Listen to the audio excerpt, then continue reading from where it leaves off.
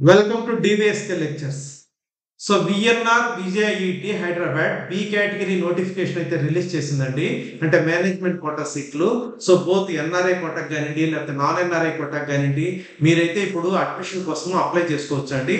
So పూర్తి వివరాలు అయితే ఈ వీడియోలో మనం డిస్కస్ చేద్దామండి. ఇదండి విఎన్ఆర్ విజేఐటి వాళ్ళు ఇచ్చినటువంటి బి కేటగిరీ నోటిఫికేషన్. ఇక్కడైతే మీరు క్లియర్ గా చూడొచ్చు admission notification for management quota. That is అంటే మేనేజ్మెంట్ కోటానే బి కేటగిరీ సీట్స్ అని అంటారండి. సో దాంట్లో రెండు రకాలు ఉంటాయి. ఎన్ఆర్ఐ స్పాన్సర్డ్ అని ఒక రకం ఉంటుంది, అదే విధంగా నాన్ ఎన్ఆర్ఐ కోటా అని ఇంకొక రకం ఉంటుందండి. సో వాటిల్లోకి అడ్మిషన్ కోసము ఇప్పుడైతే మీకు నోటిఫికేషన్ అయితే రిలీజ్ చేశారండి. సో ఇది జనరల్ గా 30% ఆఫ్ ద సీట్స్ ఉంటాయండి. సో నేను దాదాపు చాలా వీడియోస్ లో అయితే చెప్పాను. సో ఉన్న మొత్తం సీట్స్ లో 30% ఆఫ్ ద సీట్స్ వచ్చేసి ఈ మేనేజ్మెంట్ కోటాలో ఉంటాయి. సో దాంట్లో 15% వచ్చేకి ఎన్ఆర్ఐ కోటా ఇస్తారు, అదేవిధంగా మిగతా 15% సీట్స్ వచ్చేకి నాన్ ఎన్ఆర్ఐ కోటా కింద ఇస్తారు.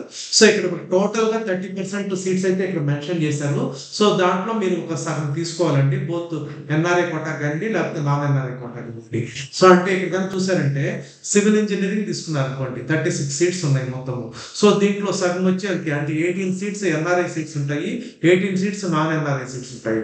అదేవిధంగా ఎలక్ట్రికల్ అండ్ ఎలక్ట్రానిక్స్ ఇంజనీరింగ్ అయితే 18 seats NRI, 18 seats non NRI ఉంటాయి. మెకానికల్ ఇంజనీరింగ్ కూడా అంతే, 18 seats NRI quota, 18 seats non NRI quota. ECE 36 seats NRI quota, 36 seats non NRI quota. అదేవిధంగా computer science and engineering 36 seats NRI quota, 36 seats non NRI quota. అదేవిధంగా electronics and instrumentation engineering అయితే so total seats వచ్చేసరికి 36 అండి. దాంట్లో NRI quota 18 ఉంటాయి, non NRI quota 18 ఉంటాయి. Information technology 54 అండి, 27 NRI quota, 27 non NRI quota. Automobile engineering 18 అండి, 9 NRI quota, 9 non NRI quota. Computer science and business systems 18 ఉన్నాయి, దాంట్లో 9 వచ్చేసరికి ఎన్ఆర్ఐ కోట, 9 వచ్చేసరికి నాన్ ఎన్ఆర్ఐ కోట. సో ఆ విధంగా మీరు మిగతావన్నీ కూడా చెక్ చేసుకోవచ్చు అండి. సో సిఎస్సి డేటా సైన్స్ 54 ఉన్నాయి, సగం ఎన్ఆర్ఐ కోట ఉంటాయి, సగం నాన్ ఎన్ఆర్ఐ కోట ఉంటుంది. అదేవిధంగా సిఎస్సి ఏఐఎంఎల్ 27 + 27 మొత్తం 54 ఉంటాయండి. సిఎస్సి సైబర్ సెక్యూరిటీ 9 + 9 మొత్తము 18 సీట్స్ మేనేజ్మెంట్ కోట ఉంటాయి. సిఎస్సి ఐఓటి 9 + 9 మొత్తము 18 సీట్స్ బి కేటగిరీ కింద అయితే ఉన్నాయండి. తర్వాత ఏఐడిఎస్ 9 + 9 మొత్తం 18 సీట్స్ అయితే బి కేటగిరీ సీట్స్ కింద ఉన్నాయండి. సో ఇప్పుడు మీరైతే ఇక్కడ క్లియర్ గా చూడొచ్చు, విడివిడిగా అప్లై చేసుకోవాలండి. అంటే ఎవరైనా ఎన్ఆర్ఐ కోటాకి అదేవిధంగా నాన్ ఎన్ఆర్ఐ కోటాకి రెండింటికి కానీ అప్లై చేస్తుంటే 2 అప్లికేషన్స్ పెట్టుకోవాలండి. ప్రతి అప్లికేషన్ కూడా 2000 రూపీస్ అయితే మీరు పే చేయవలసిందండి, అది నాన్ రిఫండబుల్. సో మీరు లాస్ట్ డేట్ ఎప్పుడు అంటే 7th ఆగస్ట్ 2024 లోపల మీరైతే అప్లై చేయాలండి. సో ఈవినింగ్ 5 PM లోపల అప్లై చేస్తేనే అప్లికేషన్స్ విల్ బి కన్సిడర్డ్. ఇక్కడ వెళ్ళిన తర్వాత అడ్మిషన్స్ అని ఉంటుందండి. సో అడ్మిషన్స్ దాంట్లోకి వెళ్తే మీకు క్లియర్ గా రకరకాల అడ్మిషన్స్ అయితే ఇక్కడ కనిపిస్తాయండి. సో దాంట్లో మీరు ఇక్కడ మీరు చూడొచ్చు application for category B or NRI sponsored quota ఉంటుంది. సో దీని మీద క్లిక్ చేయండి. సో దీని మీద కానీ క్లిక్ చేశారంటే మీకు 3 టైప్స్ ఆఫ్ అడ్మిషన్స్ అయితే వస్తాయండి.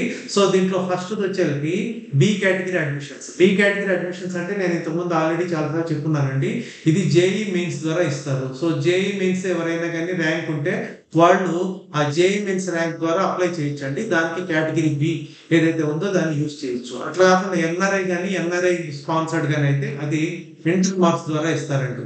సో ఇంటర్ మార్క్స్ ద్వారా ఎవరైతే అప్లై చేయదలుచుకున్నారో దానికి సెకండ్ అయితే మీరు అప్లికేషన్ యూజ్ చేయొచ్చండి. మీరు ఎవరైతే జేఈ మెయిన్స్ ద్వారా అప్లై చేయదలుచుకున్నారో వాళ్ళు ఫస్ట్ అప్లికేషన్ మీద క్లిక్ చేయండి. సో క్లిక్ చేస్తే మీకు అక్కడ అన్ని ఇన్స్ట్రక్షన్స్ అన్ని వస్తాయండి. దాంట్లో మీరు చూడొచ్చు ఏమేమి డాక్యుమెంట్స్ కావాలనేది.